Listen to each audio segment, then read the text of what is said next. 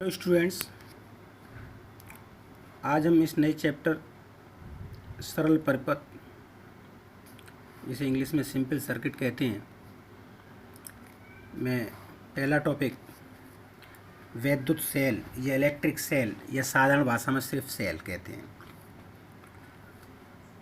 इसे पारिभाषिक तौर पर देखें तो एक ऐसी युक्ति जो रासायनिक ऊर्जा को वैद्युत ऊर्जा में बदलती है उसे वैद्युत सेल कहते हैं। अर्थात कहने का मतलब यह है कि जो केमिकल एनर्जी को इलेक्ट्रिकल एनर्जी में बदल देती है उसे हम सेल कहते हैं। इसकी दूसरी परिभाषा, वह युक्ति जो परिपथ के सिरों पर स्थिर विभवांतर या स्थिर वैद्युत विभवांतर बनाए रखती है उसे वैद्युत सेल कहते हैं। मतलब किसी भी सर्किट के अंदर पोटेंशियल डिफरेंस मेंटेन करे रखती है, उसे हम वैद्युत सेल कहते हैं। तो सेल का कार्य है पोटेंशियल डिफरेंस मेंटेन करना। तो जो मेंटेन, जिस युक्ति से, जिस मशीन से ये मेंटेन रहता है उसे हम सेल कहते हैं। सेल को समझने के लिए हम थोड़ी सी इसके स्ट्रक्चर के बारे में बात करेंगे। ये जो देख रहे हैं आप, एक ये बर्तन है जिसके अंदर केमिकल भरा रहता है। इस बर्तन को वोल्टामीटर कहते हैं और जिसके अंदर जो केमिकल रहता है उसको हम विद्युत अपघट्य कहते हैं या अंग्रेजी में इलेक्ट्रोलाइट कहते हैं। इसके अंदर दो मेटल रॉड पड़ी रहती हैं, इनको हम इलेक्ट्रोड्स कहते हैं। जिस पर पॉजिटिव चार्ज रहता है उसे एनोड कहते हैं, जिस पर नेगेटिव चार्ज रहता है उसे कैथोड कहते हैं। सेल के अंदर विद्युत धारा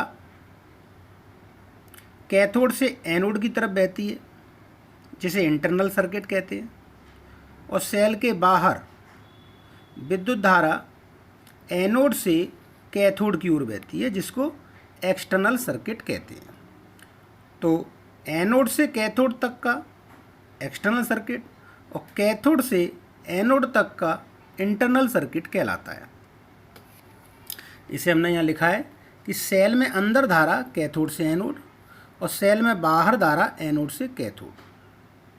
तो अंदर जो धारा बहती है उसे हम इंटरनल सर्किट और बाहर को एक्सटर्नल सर्किट कहते हैं। विद्युत अपघट्य की रासायनिक क्रियाओं के द्वारा इलेक्ट्रोडों पर लगातार आवेश का प्रभाव बना रहता है, जिसके द्वारा केमिकल एनर्जी इलेक्ट्रिकल एनर्जी में लगातार बदलती रहती है। यही एक सेल की प्रक्रिया है।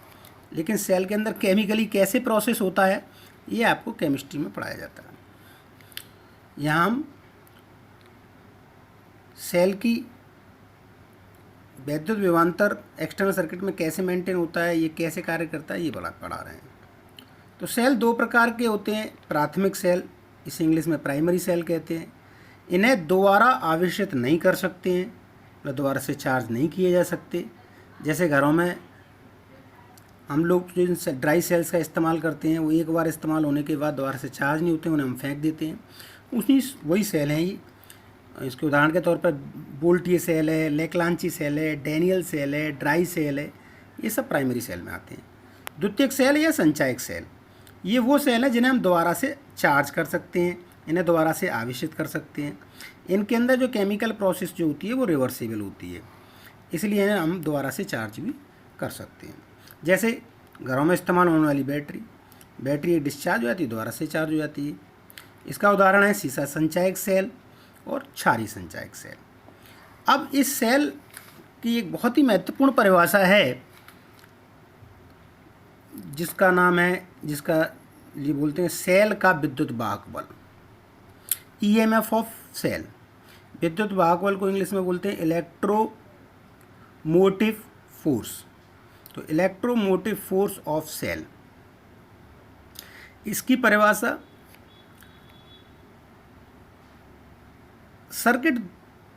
संपूर्ण सर्किट दो चीज़ों से मिलकर बनता है, एक इंटरनल सर्किट और एक एक्सटर्नल सर्किट, जो मैंने अभी आपको पढ़ाया था। तो आवेश को सेल सहित संपूर्ण परिपथ में प्रवाहित करने में सेल द्वारा किया गया कार्य और आवेश के अनुपात को उस सेल का ईएमएफ कहते हैं। अर्थात ईएमएफ ऑफ सेल बराबर सेल सहित परिपथ में आवेश प्रवाह में किया गया कार्य बटे प्रवाहित आवेश। सूत्र E बराबर W/Q, मात्रक जूल प्रति कूलाम या वोल्ट। ईएमएफ की परिभाषा में मैं दोबारा से बोल रहा हूँ, बार बार ध्यान दे रहा हूँ कि सेल सहित संपूर्ण परिपथ में, इसमें इंटरनल सर्किट और एक्सटर्नल सर्किट दोनों की बात की जा रही है, दोनों में आवेश का प्रवाह हो रहा है, उसमें किया गया कार्य बटे आवेश। सेल सहित, ध्यान रखिएगा इस बात का। इसका मान विद्युत अपघट्य की प्रकृति पर निर्भर करता है, मात्रा पर निर्भर नहीं करता है। इसी में एक परिभाषा आती है सेल का टर्मिनल विभवांतर। जो एक्सटर्नल सर्किट होता है,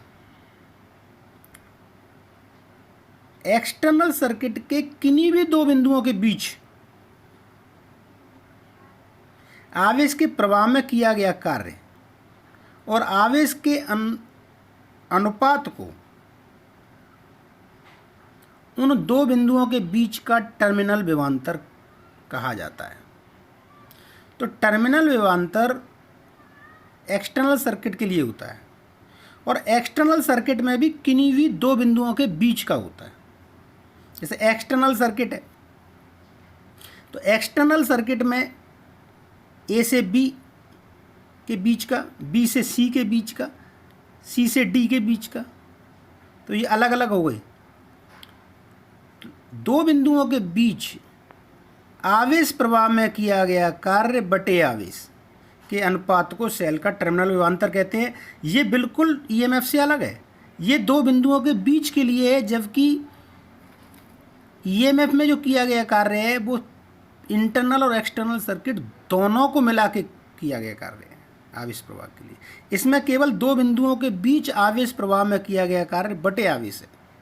तो ये काफ़ी डिफरेंस, इस बात को ध्यान रखिए कि आवेश को सेल के एक टर्मिनल से दूसरे टर्मिनल, मतलब एक टर्मिनल दूसरे टर्मिनल का मतलब एक बिंदु से दूसरे बिंदु तक बाहरी परिपथ में, मतलब एक्सटर्नल सर्किट में प्रवाह के लिए सेल द्वारा किया गया कार्य और आवेश के अनुपात को टर्मिनल पोटेंशियल कहते हैं। यहाँ पर एक टर्मिनल से दूसरे टर्मिनल का मतलब है एक बिंदु से दूसरे बिंदु तक बाहरी परिपथ में, मतलब एक्सटर्नल सर्किट में।